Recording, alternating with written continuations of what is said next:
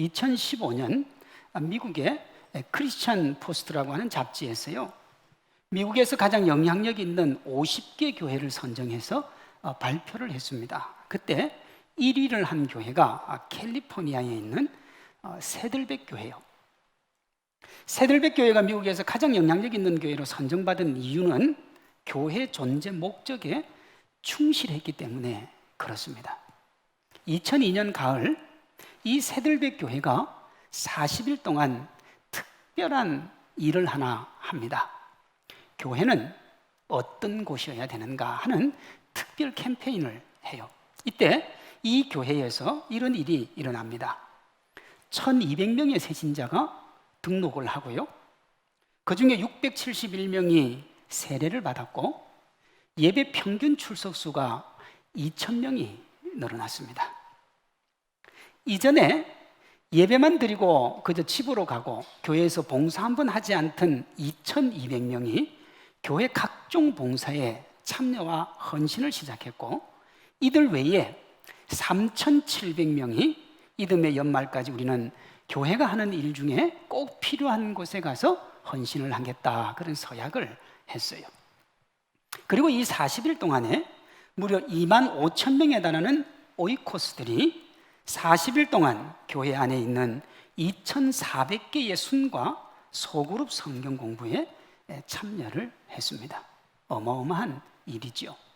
몇 년이 아니고 딱 40일 만에 일어난 일입니다.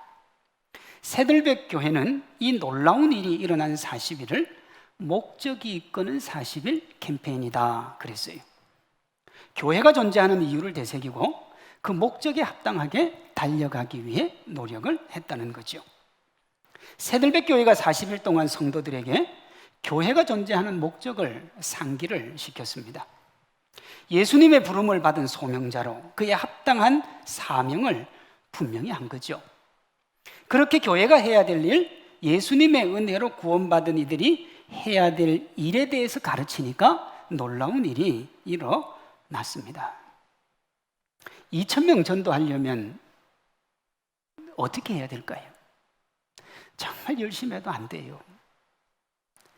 예배만 왔다 갔다 하던 성도들에게 교회의 귀하고 아름다운 헌신을 독려를 하려면 어떻게 하면 될까요? 사실 아무리 해도 안 돼요. 안 돼요, 여러분. 민족적 사명을 띠고 참여 안 하겠다고 마음먹으신 분들이 어떻게 되겠습니까? 그런데 그거 하나도 얘기 안 하고 교회가 왜 존재하고 우리가 어떻게 살아야 되는가 그것만 가르쳤더니 그분들의 마음이 변하고 교회가 바로 서더라는 거예요. 이건 교회만 그렇지 않습니다. 세상도 똑같아요. 직장을 대충대충 그저 월급 받기 위해 다니는 사람에게요, 목적을 분명하게 가르쳐주면 사람이 바뀌어요. 사람이 변한다니까요. 목적이 정말 중요합니다. 예수님께서 죽음에서 부활하시고 하늘로 올라가시기까지 40일 동안 세상에 계셨어요. 그 40일 동안 예수님이 하셨던 일이 뭐냐? 교회는 무엇을 해야 되는가 하는 거예요. 목적이죠. 3절입니다. 그가 고난받으신 후에 또한 그들에게 확실한 많은 증거로 친히 살아계심을 나타내사 40일 동안 그들에게 보이시며 하나님 나라의 일을 말씀하시니라. 부활의 주님이 부활 말씀을 하셨어요. 내가 살아났다는 거예요. 그리고 하나님 나라 일을 얘기했어요. 이걸 사도 바울은 고린도에서 뭐라고 그랬느냐 그러면 너희의 부활이 없으면 주님이 살아날 일이 없었다 그랬어요. 그러니 주님이 부활을 얘기하고 40일 동안 하나님 나라에 얘기한 거를 간단하게 얘기하면 영원한 생명입니다. 영생이요. 주님의 관심, 교회의 관심이 뭐여야 되느냐 그러면 영혼 구원이어야 된다. 그걸 오늘 본문은 하나님 나라의 일이다 그랬습니다. 사실 예수님이 이 땅에 오신 이유가 하나님 나라의 일을 하기 위해 오셨고, 이 땅에서 하신 일도 하나님 나라의 일이고, 죽으신 이유도 하나님 나라 일이에요.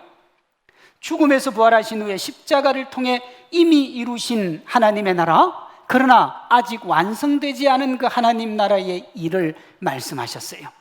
그리고 40일 있다가 하늘로 올라가시면서 이 하나님 나라의 일을 제자들과 사도들에게 부탁을 하셨어요. 마태복음 28장이요. 그러므로 너희는 가서 모든 민족을 제자로 삼아 아버지와 아들과 성령의 이름으로 세례를 베풀고 내가 너희에게 분부한 모든 것을 가르쳐 지키게 하라. 볼지어다 내가 세상 끝날까지 너희와 항상 함께 있으리라. 항상 함께 있는다고 그랬어요. 왜 주님이 우리와 함께 있을까요? 이 하나님 나라를 위해 달려가는 것과 우리가 우리의 욕망을 이루는 것 사이에 엄청난 간격이 있어요. 근데 기본적으로 사람은 자기 욕심을 향해 달려가요. 처음엔 순수하고 아름다운데 왜 마음이 변합니까? 욕망을 어떻게 할 수 없기 때문에. 사도 바울도 그 욕망의 문제 때문에 고통과 아픔 가운데 있었어요. 오호라 나는 곤고한 사람이로다. 이 사망의 몸에서 누가 나를 건져낼까? 아무리 생각해봐도 답이 없는 이 인생을 누가 살려줄 수 있을까? 그때 사도 바울에게 은혜를 주신 것이 누구냐 그러면 생명의 성령의 법이요. 왜 이러냐? 이게 영적 전쟁이기 때문에 그렇습니다. 마귀와 우리가 가지고 있는 육체의 소욕이 싸워서는 절대 우리가 이길 수가 없어요. 누가 싸워야 이기느냐? 주님이 사탄과 싸워야 이기는 거예요. 그런데 우리 주님이 하늘로 올라가실 때 하늘과 땅의 모든 권세를 예수님에게 주셨어요. 그것이 어디 나오느냐? 마태복음 28장 18절이요. 예수께서 나와 말씀하여 이르시되 하늘과 땅의 모든 권세를 내게 주셨으니.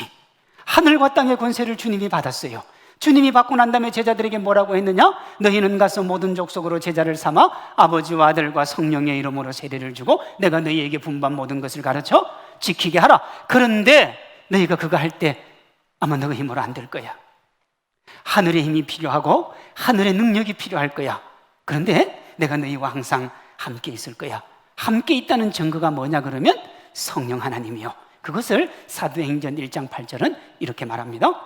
오직 성령이 너희에게 임하시면 너희가 권능을 받고 예루살렘과 온 유대와 사마리아와 땅끝까지 이르러 내 증인이 되리라. 하나님의 일을 하고 싶어요. 하나님을 위해 달려가고 싶어요. 하나님의 기쁨이 되고 싶어요. 그런데 그게 안 돼요. 왜냐하면 언제나 우리의 욕망과 하나님 나라 사이에 충돌이 있는데 항상 우리의 욕망이 이기기 때문에 그걸 이기게 해주시는 분이 누구냐 그러면 성령이요. 오직 성령이 너희에게 임하시면 너희가 내 증인이 된다. 성령 못 받으면 하나님 나라 위해 사는 것이 불가능에 가까운 거예요. 요약하면 예수님이 이 땅에서 하신 일이 하나님 나라의 일입니다. 그 연장선상에서 십자가에 못 박혀 돌아가셨고 그것을 완성하기 위해서 부활하신 거예요. 그 부활 후에 하늘의 힘과 권세를 받으신 주님이 하나님 나라의 일을 하는 제자들과 사도들과 이 땅에 살아가는 하나님의 사람들에게 그 힘과 권세를 부여해 주십니다. 그것이 성령 하나님이에요. 성령 하나님이 우리에게 임하면 우리가 성령의 능력을 받고 하나님의 일을 감당할 수가 있어요. 교회가 이 하나님 나라 일에 집중할 때 세상이 감당할 수 없는 힘과 능력을 발휘하게 되는 거예요. 새들배 교회처럼 누가 봐도 불가능할 것 같은 일을 하게 됩니다. 눈으로 보게 돼요. 그건 불가능해요. 있을 수 없어요. 그런데 우리가 볼 수 있어요. 하나님의 은혜와 사랑으로 살아가면요. 교회의 존재 목적은 하나님 나라의 일을 하는 것입니다. 이 하나님 나라 일 중심에 예수님의 십자가 고난과 부활, 그로 말미암아 죄 사함을 받고 천국 백성 되는 구원이라는 것이 있습니다. 예수님의 십자가와 부활의 토대를 둔 우리의 구원, 누군가가 이것을 전해야 되는데 사도행전 1장 8장에 보면 성령의 임재와 인도를 받는 예수님의 증인들만 이 일을 할 수가 있어요. 하나님을 사랑하는 사람, 하나님 앞에 자기의 모든 것들을 드리는 사람만 이 일을 할 수가 있다는 거예요. 영혼 구원을 향해 달려가는 것이 교회의 본질적 사명이고 그것이 하나님 나라의 일이고 성령님이 하시는 일이 바로 이 일입니다. 영혼 구원을 핵심으로 하는 하나님의 일을 누가 한다고요? 예수님의 증인들이 하는 거예요. 그런데 저는 지금까지 계속 교회가 한다 그랬습니다. 아니 목사님, 교회가 하는 게 아니고 증인이 하는데 왜 교회가 한다고 그러십니까? 지금은요, 교회를 건물이라고 생각을 합니다. 대부분의 사람들은 성산교회라고 하면 남천동에 있는 건물로서의 교회를 성산교회라고 생각을 해요. 하지만 신약에 나타나는 교회는 건물이 아닙니다. 성도들의 모임이 교회예요. 에베소 교회는 에베소에서 예수님을 믿는 이들이 모여 만든 공동체, 그 에베소 교회입니다. 건물이 없었어요. 그럼 성산교회도 마찬가지예요. 성산교회는 건물이 아니고 모여있는 사람, 그들이 교회가 되는 거예요. 이것은 교회로 번역된 헬라어 에클레시아의 뜻에 잘 드러납니다.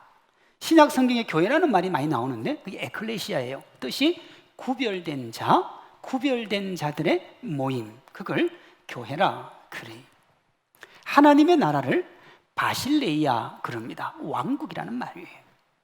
그 하나님의 나라인 바실레이아를 성취하기 위해 그 나라의 일을 하는 사람을 에클레시아라 그러는 거예요. 이것이 교회가 이 땅에 서 있는 이유고 우리가 예수 그리스도를 믿는 이유가 되는 거예요. 그러므로 하나님 나라 백성이 세상을 살면서 해야 될 가장 시급하고 중요한 일은 자신의 욕망을 붙잡고 세상에 있는 뭔가를 이루기 위해 달려가는 이들을 하나님의 백성 만드는 겁니다. 이것이 하나님 나라의 일의 핵심이에요. 주님이 그들을 부르시고 그들과 함께 하나님의 영광을 위해 달려가기를 원하세요. 예수님이 오실 길을 준비했던 세례 요한이 이 하나님 나라의 구원 사역에 충실했습니다. 누가복음 3장이요. 요한이 요단강 부근 근처에 와서 죄사함을 받게 하는 회개의 세례를 전파하니 그랬어요. 하나님을 믿고 이 땅에서 멋지고 아름다운 인생 살다가 영원한 기쁨 얻는 게 뭔가 하는 거죠. 예수님도 세례 요한의 사역을 이어받고 하나님 나라 사역에 충실했습니다. 누가복음 9장이요. 예수께서 저희를 영접하사 하나님 나라의 일을 이야기하시며 병 고칠 자들을 고치시더라. 여러분, 병 고친 게 먼저가 아니고 뭐가 먼저예요? 하나님 나라 일이 먼저예요. 병 고치는 건 부수적인 거예요. 자 보세요. 너희는 먼저 그의 나라와 그의 의를 구하라. 그리하면 너희가 세상에서 원하는 부명의 권세 다 주겠다. 하나님 나라가 먼저입니까? 부수적인 게 먼저입니까? 하나님의 나라가 먼저예요. 죽음에서 부활하신 예수님도 하나님 나라의 일을 하셨어요. 오늘 본문 1장 3절입니다. 그가 고난받으신 후에 또한 그들에게 확실한 많은 증거로 친히 살아계심을 나타내서 40일 동안 그들에게 보이시며 하나님 나라의 일을 말씀하시니라. 그렇게 말씀하시고 예수님이 올라가신 10일 후에 오순절 성령이 이 땅에 옵니다. 성령 받고 난 다음에 수제자 베드로가 했던 첫 번째 설교의 핵심이 뭐냐? 하나님 나라의 일이에요. 2장 37절입니다. 그들이 이 말을 듣고 마음에 찔려 베드로와 다른 이들에게 물어 이르되 형제들아 우리가 어찌할꼬? 어떻게 해야 되겠는가 물으니까 베드로가 이르되 너희가 회개하여 각각 예수 그리스도의 이름으로 세례를 받고 죄사함을 받으라. 그리하면 성령의 선물을 받으리니 또 여러 말로 확정하여 권하여 이르되 너희가 이 패역한 세대에서 무엇을 받으라고요? 구원을 받으라 그랬습니다. 이들에게 임한 성령의 능력으로 살아갔을 때 공통점을 가지고 있는데 그것은 뭐냐? 스스로는 행복과 기쁨이 넘쳤고 세상의 것을 소유함으로 얻으려는 행복을 나누고 섬기면서 누리게 됐다는 거예요. 하나님을 만나니까 하나님의 은혜 가운데 들어가니까 하나님의 영광 가운데 들어가니까 하나님의 나라밖에 없는 거예요. 그 하나님의 나라 가운데 은혜 받았던 사람들이 하나님의 교회로 오니까 주님이 너무 좋은 거예요. 그러면서 일어난 일이 사도행전 2장 44절 믿는 사람이 다 함께 있어 모든 물건을 서로 통용하고 또 재산과 소유를 팔아 각 사람의 필요에 따라 나눠주며 그랬어요. 하나님의 나라의 복음에 전하는데 자기의 삶을 던지고 자기가 가지고 있는 모든 걸 던졌는데 그 최종적으로는 뭐까지 던졌나 그러면 목숨까지 던집니다. 사도행전 20장이요.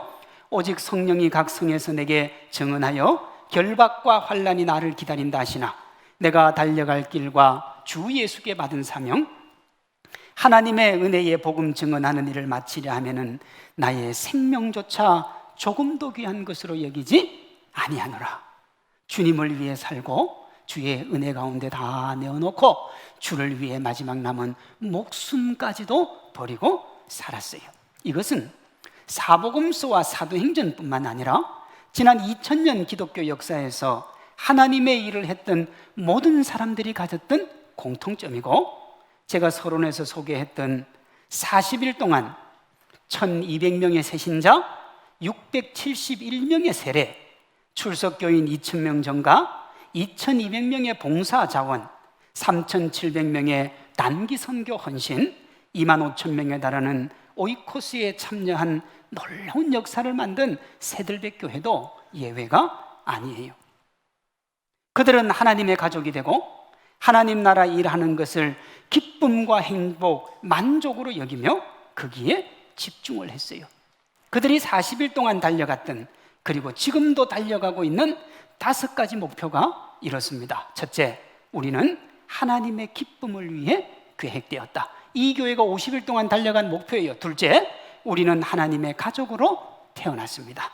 셋째, 우리는 하나님을 닮도록 창조되었습니다. 넷째, 우리는 하나님을 섬기기 위해 지금 모습으로 지음 받았습니다. 다섯째, 우리는 사명을 위해 지음 받았습니다. 새들백교회는 이 5가지 목적이 구약의 2가지 대계명과 신약의 예수님의 지상명령에 기초했다 그랬어요.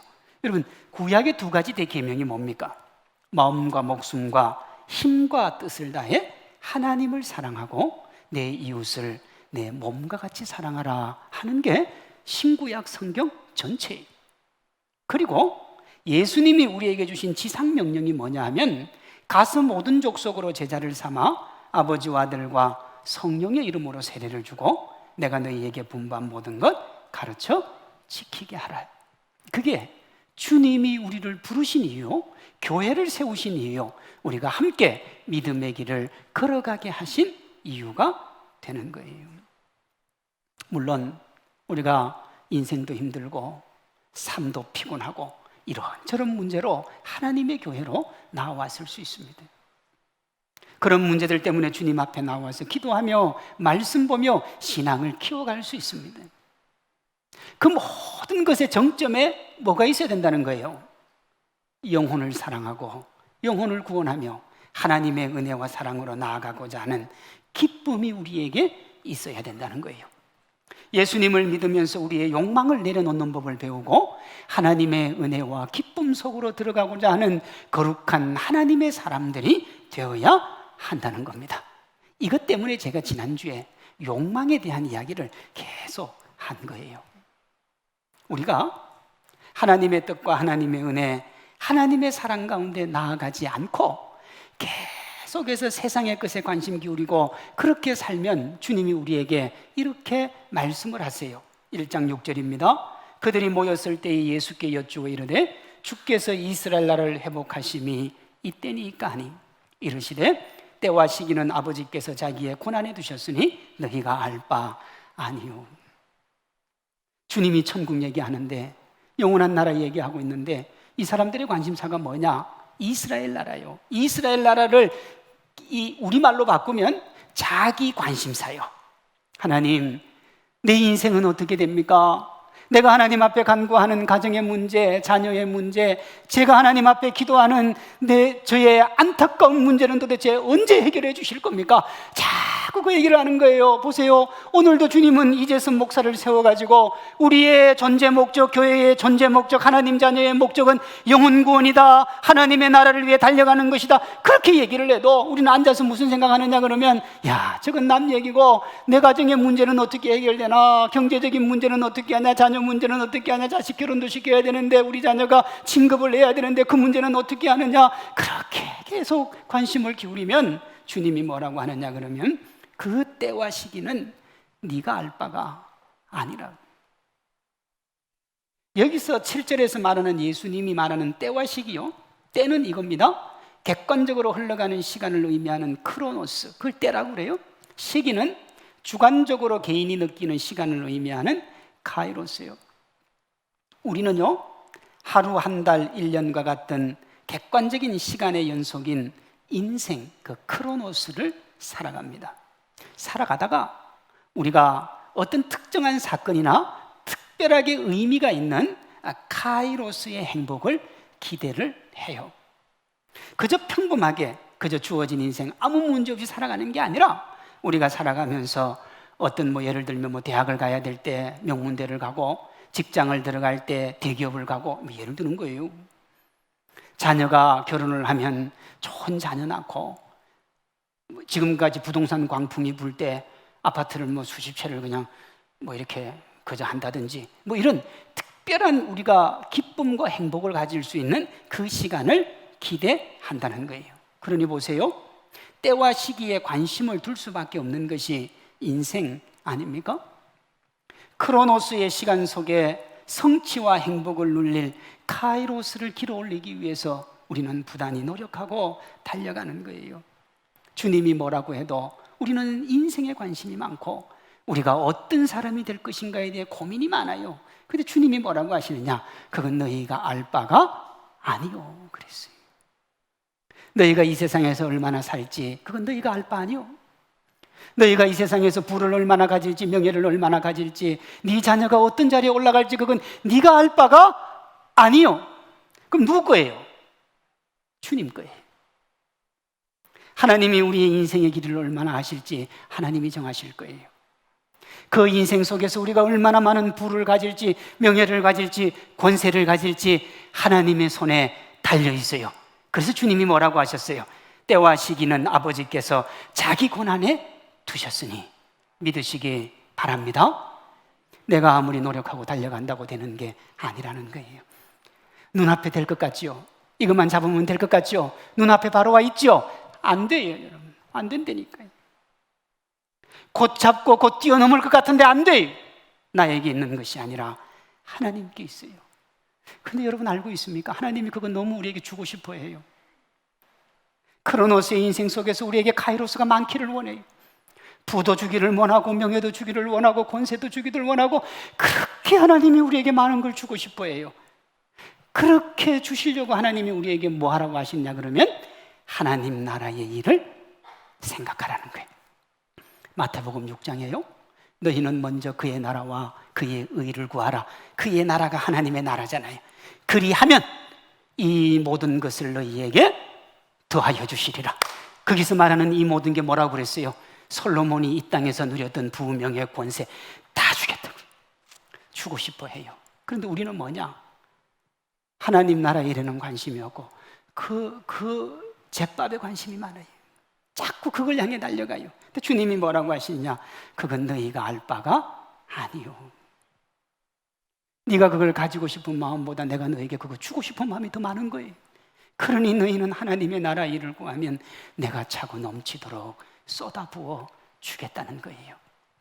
하나님 나라 일에 관심을 기울임으로 주님에게 그거 받아 누리는 믿음의 주인공들 되시기를 주님의 이름으로 축원합니다. 그렇게 하려면 어떻게 해야 되느냐? 세상에 이름 석자 남기는 이 세상 일에 목숨 걸면 안 되는 거예요. 어떤 분은요, 자기가 죽어가지고 죽음의 징표요, 내가 이 세상에 살았다는 징표로 무덤을 얼마나 크게 하는지요, 비석을 얼마나 크게 세우는지요. 여러분들 잘 보세요. 죽은 사람을 위해서 비석을 크게 세우는데 자기가 볼 수 있습니까? 없습니까? 못 보지요? 못 봐요, 여러분. 누가 봅니까?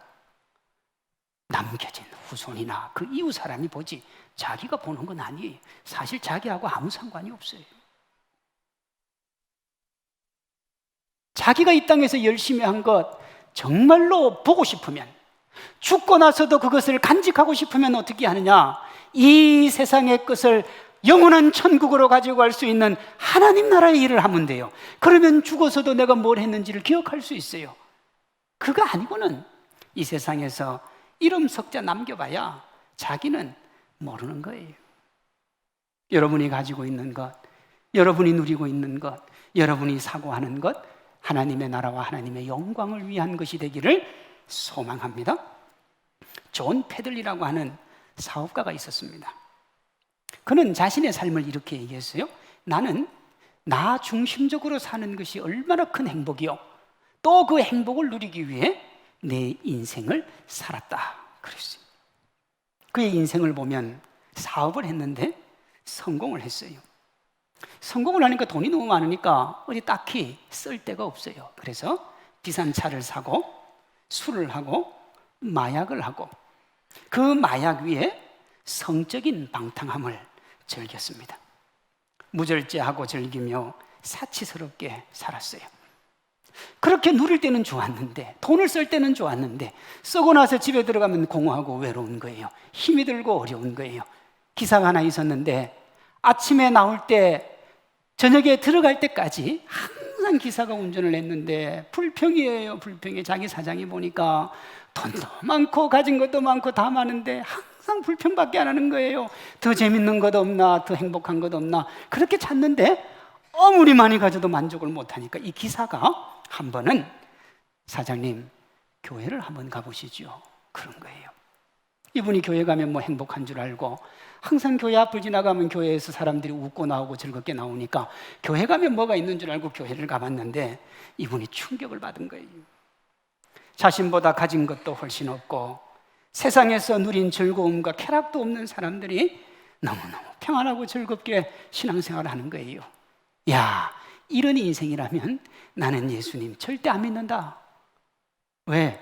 여러분, 자기 돈 마음껏 쓰고 자기 하고 싶은 대로 다 살아도 불행한데 교회 가보니까 여기서도 봉사 저기서도 봉사, 가진 것 있는데도 봉사, 저렇게 목사한테 고통당하면서도 행복해하는 거 보니까 이건 다 병든 사람들인 거지.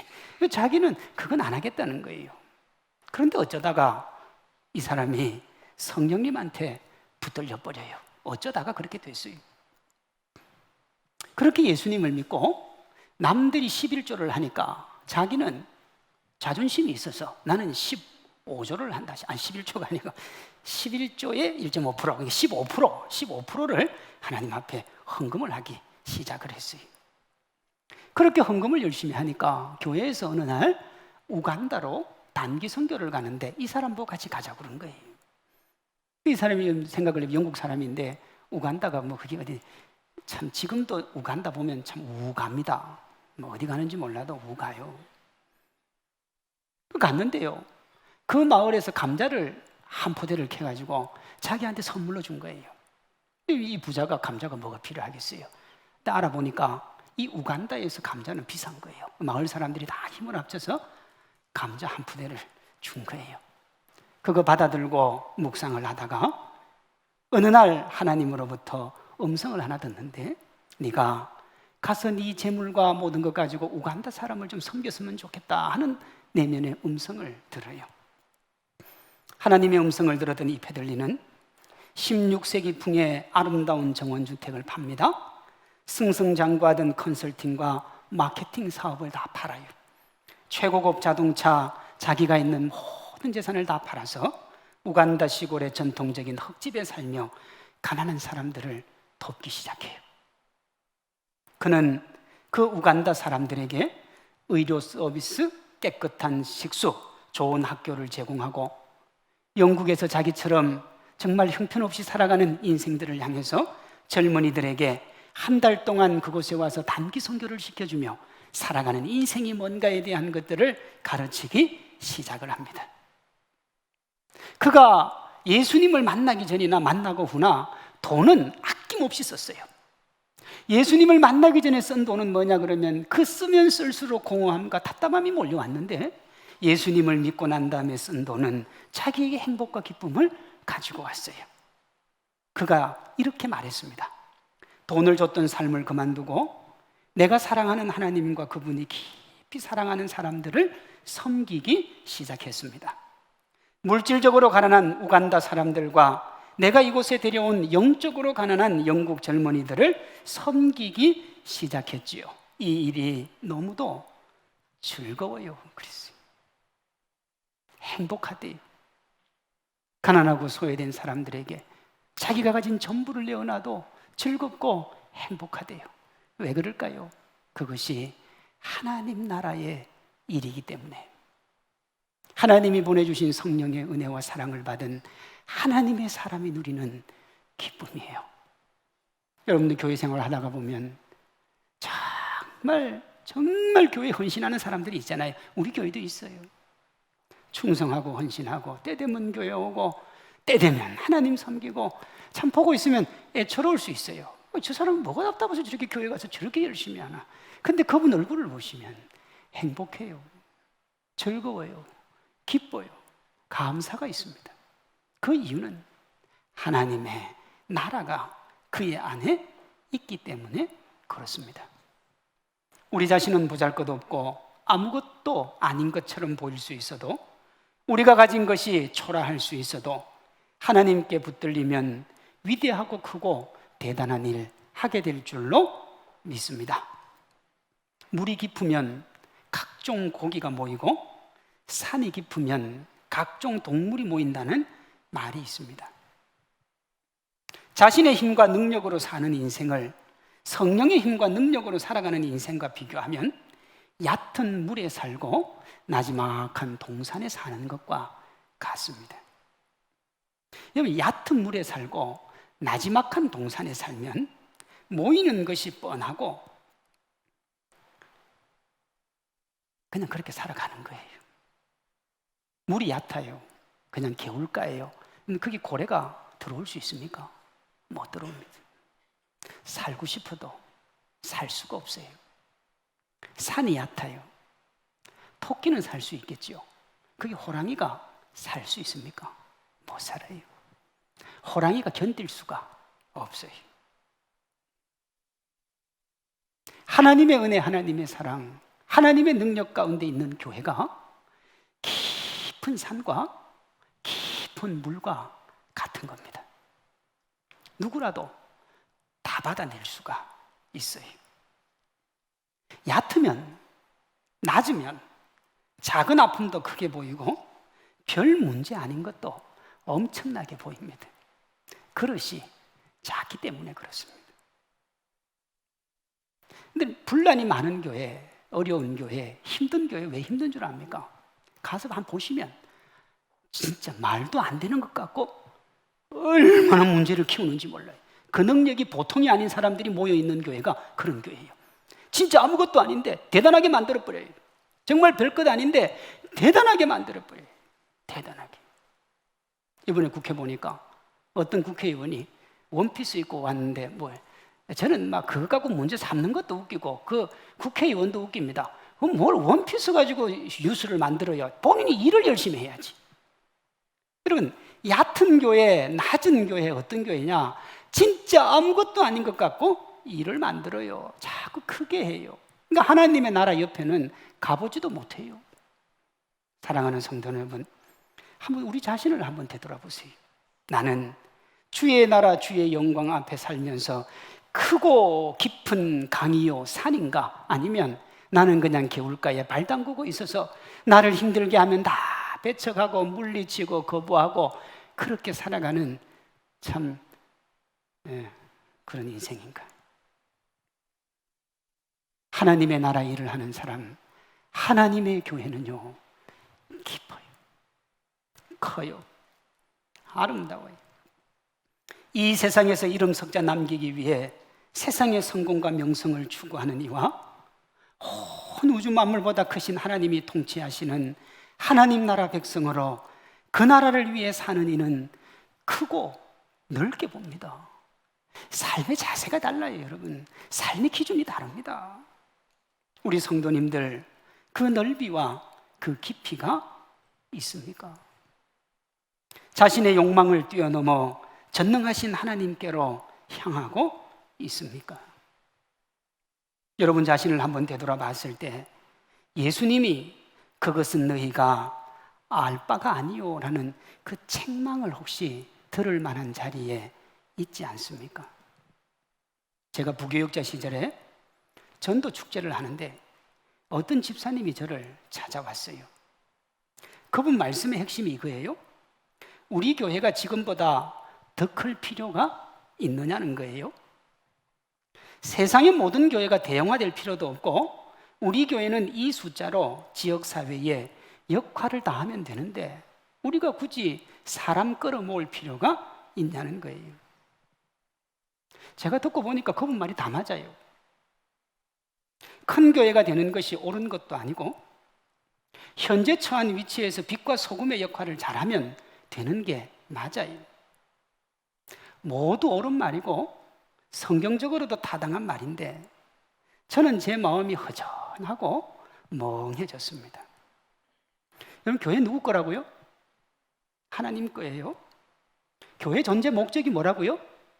하나님 나라를 확장하는 거예요. 영혼 구원이에요. 그러므로 그 교회가 더 많은 영혼을 구원하는 구원의 방주가 되고 않고는 누가 결정을 해야 돼요? 예수님이 결정해야 됩니다. 그런데 그분은 자신이 그것을 결정할 수 있다고 생각을 하고 있는 거예요. 목적을 상실하면 이렇게 됩니다. 당시 그분에게 필요했던 말씀은 대형화에 의한 세속화의 문제나 빛과 소금의 역할보다는 고린도전서 4장의 말씀이 그분에게 맞는 말이에요. 사람이 마땅히 우리를 그리스도의 일꾼이요 하나님의 비밀을 맡은 자로 여길지어다. 그리고 맡은 자들에게 구할 것은 충성이니라. 사랑하는 성도 여러분, 충성만 하면 돼요. 목사한테는 충성할 필요 없어요. 저도 주님의 종이고 여러분도 주님의 종이잖아요. 그러니까 저는 여러분의 종은 아니에요.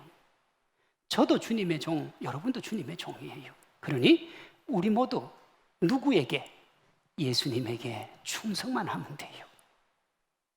내가 내 욕망이 싫으니까, 내 마음이 싫으니까 내 마음에 있는 얘기를 하나님 말씀인 것처럼 내놓으면 지금은 먹힐지 몰라요.